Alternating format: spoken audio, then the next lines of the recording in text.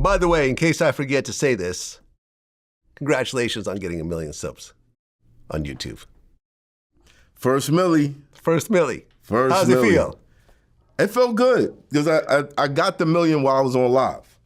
Oh, okay. Yeah, and I got a little emotional. You know, the video's up on my channel. Nice. But yeah, I got really emotional. Of course, I'm holding it back because, you know, black man, no feelings, no feelings. You know what I'm saying? You know what I mean? But it was like, wow, you know, so many people throughout the years just doubted me. I was not one of those, by the way. You was never one of those. I was never one of those. And Vlad, you understand that people don't understand why I fuck with you. They don't understand, like, they really don't get it. They look at all this other shit that you go through with other people, and they think that I'm supposed to take some sort of stance with it. I don't give a fuck about none of that. Yeah. You were one of the first people to tell other people in front of me, he's gonna be the biggest thing to come out of battle rap. Mm-hmm. It was honest, though. You know what I mean? I wasn't trying to gas you up. I had no advantage. You weren't my security or anything else like that. Nah, we was just cool. And I was just telling you how I felt. And this was at a time where I was fucking renting a room uptown. Yeah. You know what I mean? And I'm like, word? You know, and you need that. You know what I'm saying? And I don't, you know, I might not agree with everything. I don't have to agree with everything that you do. I have to agree with some of the stances, some of the things that you whatever you go through with other people. I don't have to fucking agree with it, but I do have to know that, all right, this is the energy I get from this individual. Mm-hmm. And I know that's genuine. Yeah. And I know there's a lot of you motherfuckers that call me complaining about him, and you're fake as fuck. You're fake as shit, and I know it. I just don't say it to you. Yeah, man. You know what I'm saying? And you motherfuckers could complain all day long. I don't give a fuck. This motherfucker believed in me a long time ago, and he's never done no fake shit with me. So, you know, go ahead with that shit. But I've always felt like we should all come up together. And it doesn't mean we have to partner, doesn't mean that we have to split our money or pay each other or whatever else. Right. Everyone who's motivated to do this shit that are in similar spaces, be it other media people, battle rappers, singers, traditional rappers, producers, label people, whatever, we should all be trying to work together towards a common goal. And we will all do better by doing that. Now, when I feel like I'm being slighted, you know, 50's words always kind of ring in my head. You get money, I can't get nothing with you, then fuck you. I get that way sometimes. I know it's not a good way to be, but like, if I meet with you and we talk and you say, okay, yeah, cool, let's do some shit together, whatever else, and then I reach out and I get the runaround, then I'm like, fuck you then.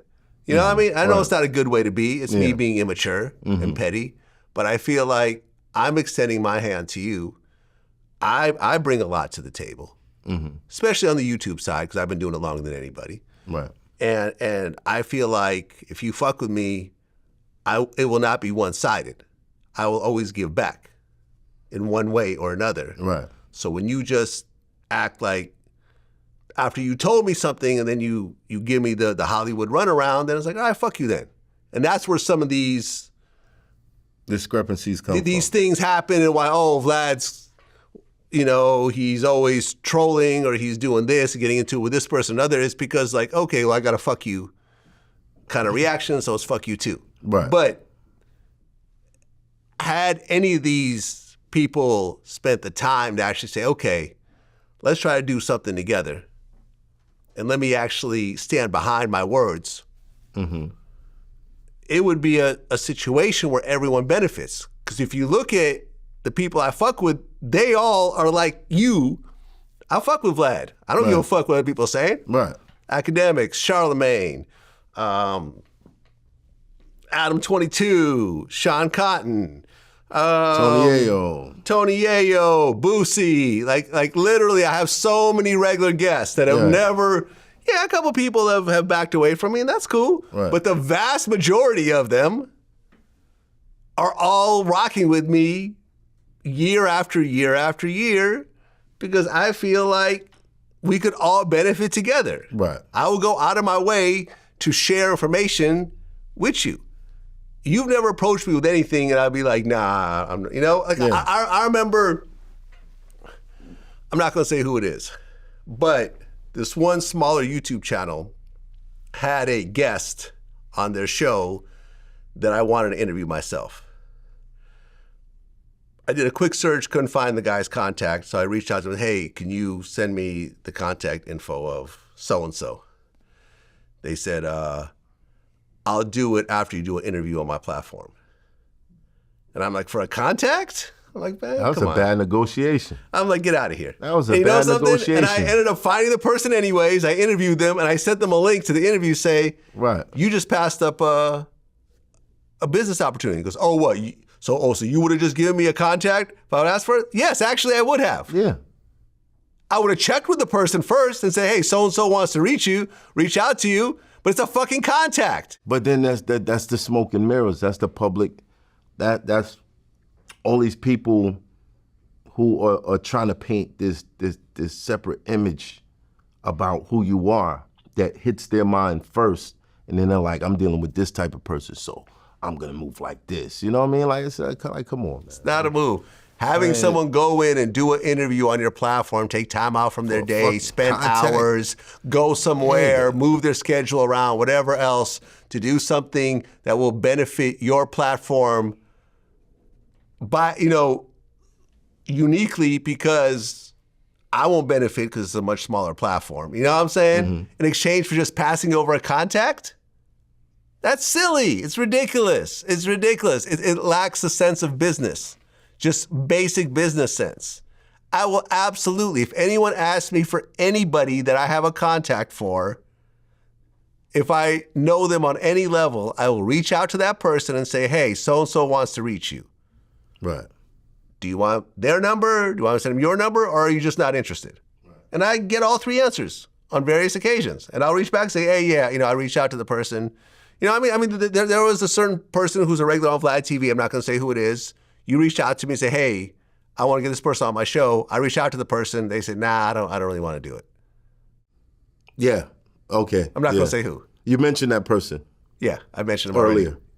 Right. So see, y'all can do the math. Right. But I reach out to him. Right. I can show you the text. Right. I'm not making this up. Yeah, that's no and problem. they're like, nah, I don't really want to do that show. And it's cool. And I told you that. And it's no love lost. No. You know what I'm saying? It wasn't my decision. I didn't go online after and be like, you bitch ass nigga, you this, you that, yo, what the, but Vlad told me, it's like, you can't be mad at him, and you can't be mad at me. Bro, you can't be mad at me. I told you exactly what I would do, and I did it, and the person told me he's not interested. It is what it is. And I told you that. I can't convince him. I otherwise. think that's happened vice versa. Like, same yeah, way. I think I reached out for certain people. They didn't want to do Vlad TV. Right. Okay, all right, cool. That's life. Life goes on. Right. You know, like no one person makes Vlad TV. All of these favorite guests that you have, if they all left today, like people thought Tony Yayo was leaving, Vlad TV would still be okay. Right. We will pivot. We've never been the big entity where every A-list artist goes through. We've always had to think outside the box, and we've always had to have homegrown talent. And we've always had to build up our guests and you know what I'm saying, create our own audience. What do you think about this interview space now? It's crowded. Very crowded. It's crowded. Views are harder to come by. Right. I get it. But that's okay. There's still a base with us of 16 years and an audience that grew up with us, and that's the thing. Like when I go out, I meet people, yo, bro, I've been listening to you since high school. I've been listening to you since junior high. Like, there's people that grew up watching that. And then when those people make it, they want to make it on, they want Vlad TV to be one of those points, those one of platforms, those, one of those highlights of made their it. career. I made it on Vlad TV. Yeah. You know what I'm saying? I remember Killer Mike, the first time, I made it on Vlad TV. Now he's winning Grammys and everything. Right, I can't get him that's back it. on the show. You know what I mean? I still talk to him. Shout out to Killer Mike. He knows what this comment's about. But I'm just saying, same thing with Nori. I made it on Vlad TV. Now Nori's got his own big platform, and then I did his show. Like, it's all to the good. Right.